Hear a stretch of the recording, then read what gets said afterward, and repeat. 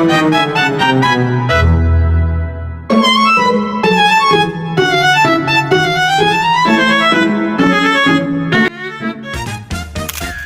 semua, pada kesempatan kali ini saya akan menjelaskan tentang asas-asas hukum perdata yang merupakan prinsip dasar dalam penerapan hukum perdata di Indonesia.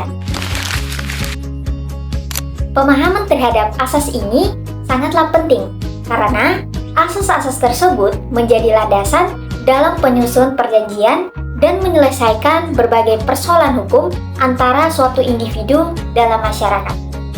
Yang pertama ada asas konsensualisme. Asas konsensualisme adalah asas yang menyatakan bahwa perjanjian dianggap sah dan mengikat sejak tercapainya kata sepakat antara pihak-pihak yang membuat perjanjian tersebut. Ini berarti bahwa perjanjian sudah berlaku dan memiliki kekuatan hukum hanya dengan adanya persetujuan meskipun belum dituangkan secara tertulis. Misalnya, ketika dua orang sepakat untuk melakukan jual beli secara lisan, maka perjanjian itu sudah mengikat, asalkan tidak melanggar hukum dan memenuhi syarat syah perjanjian menurut KUH Perdata. Namun, penting juga untuk diingat bahwa dalam beberapa jenis perjanjian tertentu seperti jual beli tanah, undang-undang menyarankan dan mengharuskan adanya bentuk tertulis dan akta notaris. Yang kedua ada asas kebebasan berkontrak. Asas ini memberi kebebasan kepada para pihak untuk menentukan isi dan bentuk perjanjian sesuai dengan kehendak mereka. Dengan kata lain, selama tidak bertentangan dengan undang-undang, ketertiban umum, dan kesusilaan, maka isi perjanjian bisa dirumuskan sebebas mungkin. Contohnya, dua perusahaan bisa membuat kontrak kerjasama dengan ketentuan khusus yang tidak disebutkan dalam KUH Perdata. Dan kontrak itu tetap sah selama tidak melanggar hukum. Asas ini sangat penting dalam dunia usaha karena memungkinkan fleksibilitas dalam pembuatan perjanjian yang sesuai dengan kepentingan para pihak. Yang ketiga, asas pacta sunt servanda. Asas ini berasal dari bahasa Latin yang berarti perjanjian harus ditepati.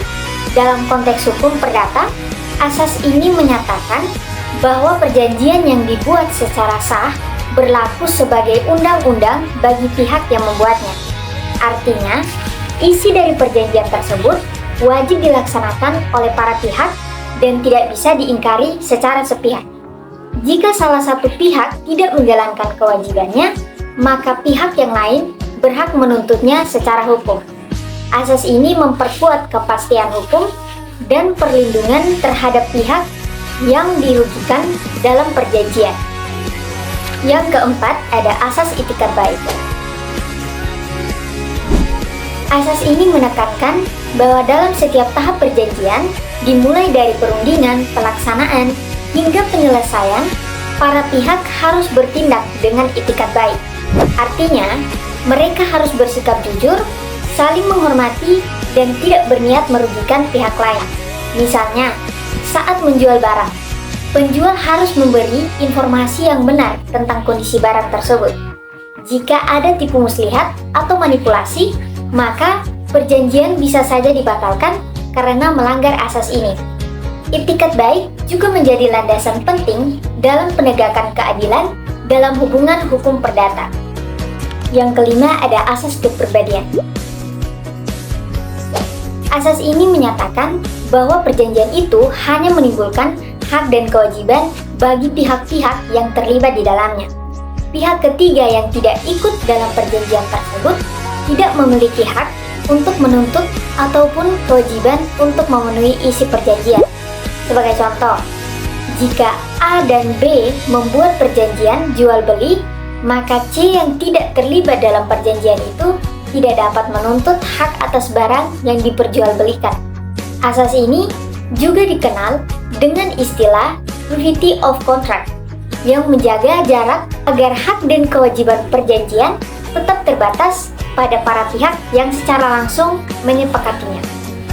Jadi kesimpulannya, kelima asas ini sangat berkaitan dan membentuk fondasi yang kokoh bagi sistem hukum perdata di Indonesia. Dengan memahami asas-asas tersebut, kita dapat lebih berhati-hati dalam membuat dan melaksanakan perjanjian, serta lebih siap dalam menghadapi kemungkinan sengketa hukum di kemudian hari. Semoga penjelasan ini bisa membantu teman-teman memahami prinsip-prinsip dasar hukum perdata.